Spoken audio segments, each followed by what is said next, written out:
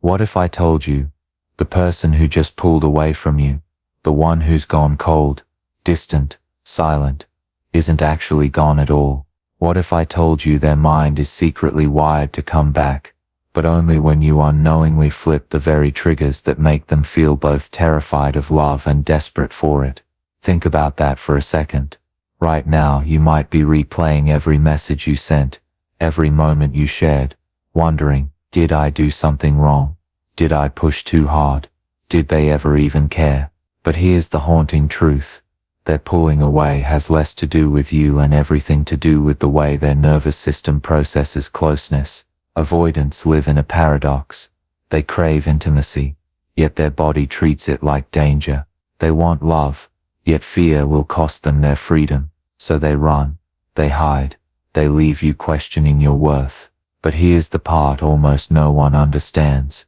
The same mind that pushes you away is the same mind that can't help but circle back. Not randomly, not magically, but because of hidden psychological triggers that switch their fear into fascination, and their distance into desire. These triggers are like keys to a locked door they don't even realize they built.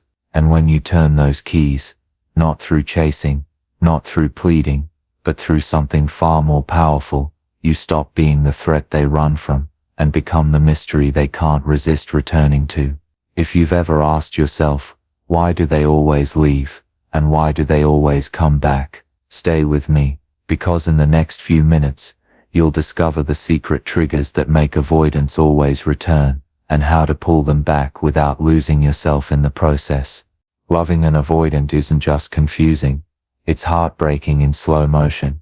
It's like reaching out to someone who stands right in front of you, yet somehow feels untouchable. You see their smile, you feel their warmth, and for a fleeting moment you believe you've finally broken through.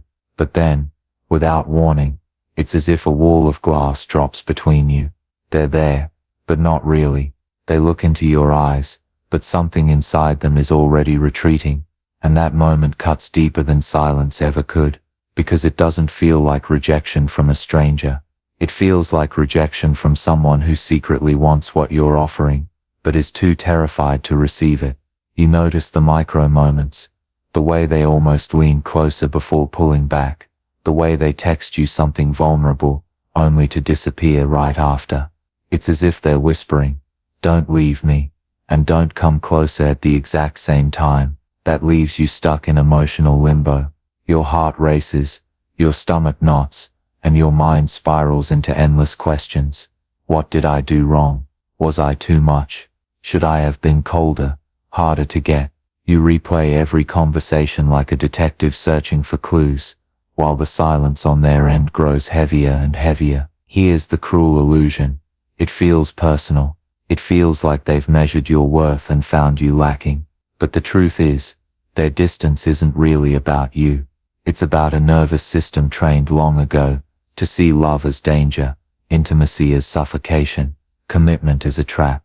They're not running from you. They're running from the ghosts of every wound they never healed. Still, that knowledge doesn't erase your ache, because loving an avoidant can feel like being punished for caring. No matter how patient or gentle you are, it seems like your love is the very thing that activates their fear. And yet, here's the paradox that keeps people hooked. The same walls that push you out are the ones that make them circle back in. So if you've ever sat staring at your phone, waiting for a message that never comes, feeling like you're losing your grip, don't turn away now.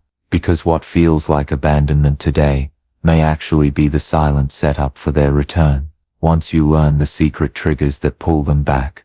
What if I told you, the person pulling away from you right now isn't rejecting you at all? They're rejecting a feeling inside themselves they can't control.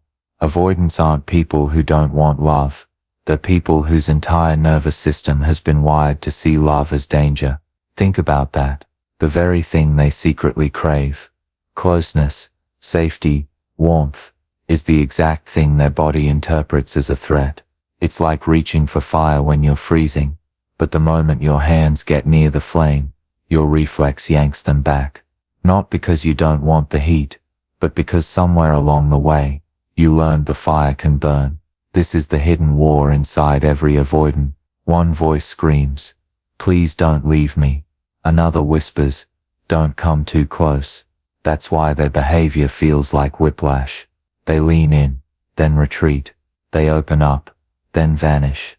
And you're left questioning your worth, when in reality, you've just stepped into the crossfire of their inner battle. Here's the part most people never see when they pull away. It isn't the end of the story, it's the reset. Because once their defenses cool down, another force takes over, the attachment system that misses you in your absence. And that's where the paradox lives. They don't return randomly. They return when very specific psychological triggers flip their fear into desire. Picture it like a hidden switch deep in their brain. When it's off, every attempt at closeness feels like suffocation. But when it flips on, silence feels unbearable. And suddenly, the distance they created becomes a void they're desperate to fill. That's why so many avoidants circle back, again and again. But here's the painful truth. Most people never see this switch. They chase, they plead, they overgive, not realizing every ounce of pressure keeps the switch locked in fear mode. The secret isn't in forcing them closer. It's in understanding the invisible triggers that make them step closer on their own. So the real question isn't will they come back? The real question is, do you know how to flip the triggers that make them want to? And once you learn this hidden psychology, everything changes. Here's the first hidden switch that flips an avoidant psychology and pulls them back: scarcity reversal. Avoidants don't chase what feels everywhere. They chase what feels rare. Not rare in a manipulative, "I'll ignore you to get power" way, but rare in the sense that your presence feels like a gift, not a guarantee. When you chase, when you call 3 times, when you send long paragraphs explaining your heart, you think you're showing love. But inside their body, alarms start blaring. Their nervous system doesn't translate it as love. It translates it as pressure, danger, a trap. And that's when the glass wall goes up. Not because they don't care, but because closeness just got mislabeled as suffocation. But watch what happens when you stop chasing. Not coldly, not to punish, but because you remember your life matters too. The switch flips. You stop being overwhelming, and you become intriguing. You stop being the storm beating at their door, and you become the quiet fire glowing in the distance. Safe, warm, rare. Scarcity is magnetic because it awakens curiosity, and curiosity is the one state where avoidance feels safe to approach. The less you push, the more they wonder, what are they doing right now? Who are they becoming without me? Why don't I feel their energy flooding me anymore? That wondering turns into checking your stories, sending small texts, finding excuses to reconnect. I'll never forget a story from someone who was exhausted by her avoidant partner's hot and cold behavior. She finally pulled back, not as a strategy, but because she was tired of waiting by the phone. She started traveling solo, picked up painting again, even laughed more with her friends. Weeks later, her partner, who had been stone silent, sent her a photo of a sunset with just 3 words: "Thought of you." That tiny message wasn't random. It was his nervous system shifting from defend and flee to explore and discover. That scarcity reversal in action, not game playing, not manipulation, just an energetic shift from chasing to being, from needing them to choosing yourself. And here's the paradox. The very moment you stop trying to prove your value, that's when they finally feel it. Because avoidants don't return when you're in their face. They return when your absence makes them realize the rare connection they thought they could run from is the one they can't stop missing. Sometimes the biggest breakthroughs happen when you stop trying. I once knew someone who spent months caught in the exhausting dance with their avoidant partner. You know the dance.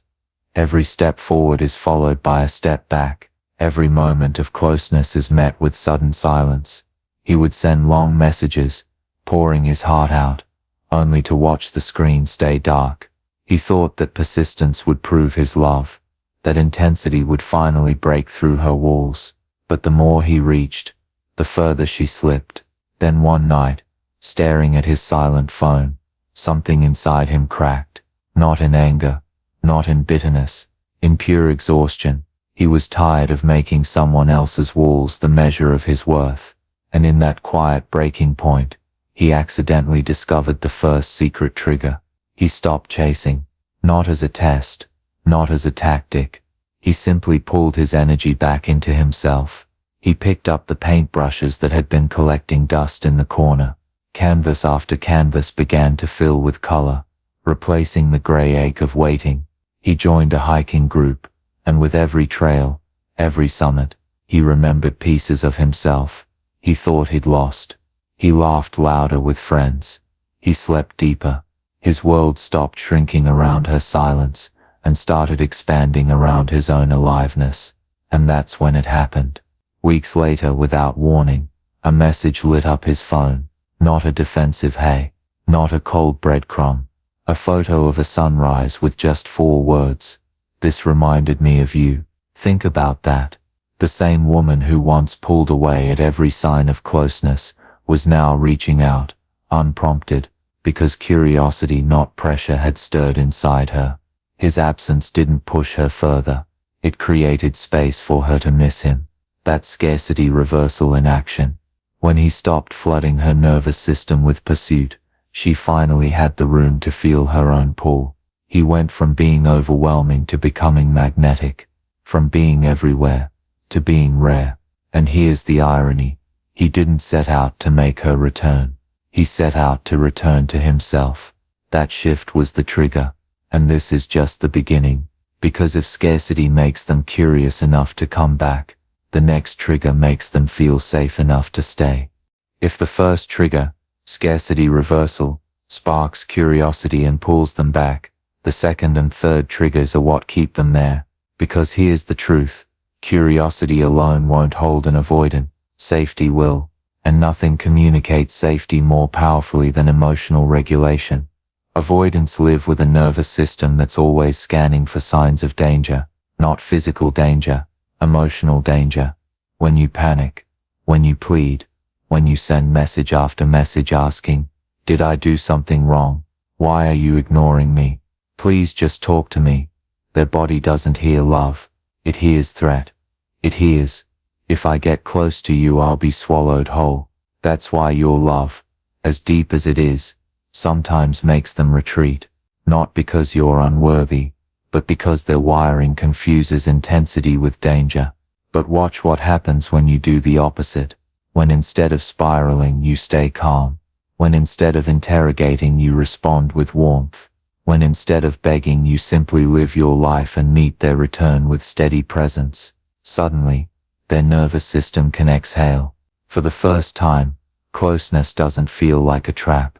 It feels like shelter. A friend of mine told me about a shift he didn't expect. His avoidant girlfriend would often vanish for days, and his old pattern was panic, anger, pleading. Each time she pulled further away. But one day, burned out from the cycle, he tried something different. She went silent. He kept living.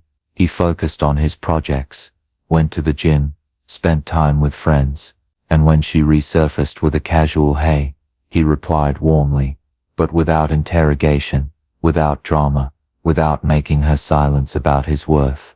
The result, within days, she was leaning in. She initiated long conversations.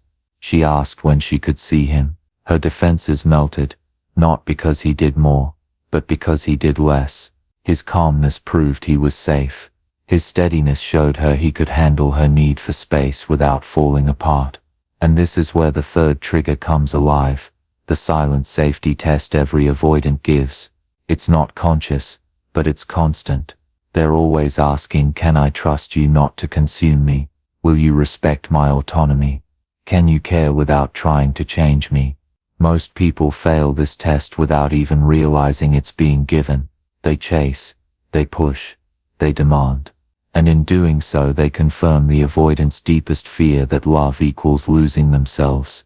But when you pass the test, when you show them through your actions that you can love without caging, care without controlling, want without needing, the walls that once felt impenetrable begin to fall.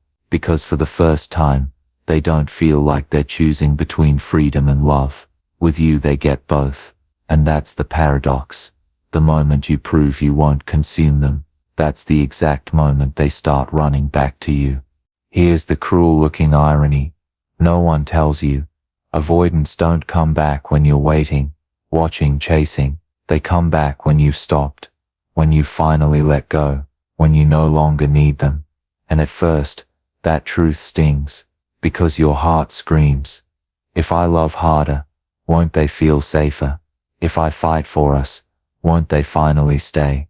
But the heartbreaking reality is this: the harder you push, the more their nervous system retreats, not because you're unworthy, not because your love isn't enough, but because their body has been trained to confuse closeness with danger.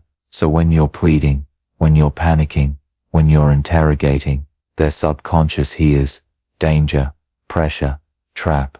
But when you fall silent, when you stop proving, stop chasing, stop pouring your worth into someone else's absence, that silence doesn't feel like abandonment to them. It feels like space. And space is the one thing they secretly crave. Because here's the paradox. They can't miss you when you're everywhere. They can only miss you when you're gone. And in that missing, something shifts. The very wall they built to protect themselves begins to crack from the inside. The void they thought would feel safe suddenly feels hollow. The attention they once rejected now feels like the very thing they're starving for. One avoidant admitted it perfectly. When she stopped chasing me, for the first time I actually had space to miss her. And that's when I realized I didn't want to lose her. But here's the part most people miss by the time they return. You're not the same person anymore. Because your transformation has already begun. You've discovered that your worth is not up for negotiation. That you don't have to twist yourself into knots just to be chosen.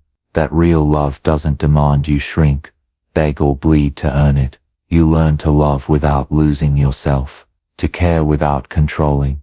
To want someone without needing them to fill the holes inside you. And that's when the deepest paradox takes root. The moment you stop needing them is the exact moment they realize they can't live without you. The moment you step fully into your own wholeness is the moment their walls finally start to fall. The moment you become the one person who doesn't need them to change is the moment they start to change anyway. And in that transformation, you see the truth so few ever discover. Their silence was never rejection. It was the invitation for you to return to yourself. And once you've done that, you're not just someone they want back. You're someone they'll fight to keep. So here's the moment of truth. You can keep chasing someone who only knows how to run. You can keep pouring yourself out, begging for closeness, and letting their silence define your worth. But deep down you already know that road ends in heartbreak and emptiness. Or you can choose a different path. You can step into your power. You can become the version of you that no longer begs, no longer shrinks, no longer waits. The version so magnetic, so whole, so alive in their own skin, that even the most avoidant can't help but return. Not because you chased them, but because your energy pulled them back like gravity. That's the paradox. When you stop needing them, they finally feel free to choose you. And when you stop running after them, they're the ones who start running back. But here's the bigger secret. By the time they return, you're not the same person anymore. You're stronger. You're brighter. You're someone who doesn't just attract love. You command it. And if you're feeling that shift right now, if something cracked open inside you while watching this, don't keep it to yourself. Smash that like button so more people trapped in this cycle finally see the truth. Subscribe. Because we're only scratching the surface of the psychology that flips everything in love and attachment. And drop a comment below which line, which moment hit you hardest, because your words might be the spark someone else needs tonight. Remember this, you are not here to beg for scraps of love. You are here to become the feast. And once you do, love won't just come back. It will fight to stay.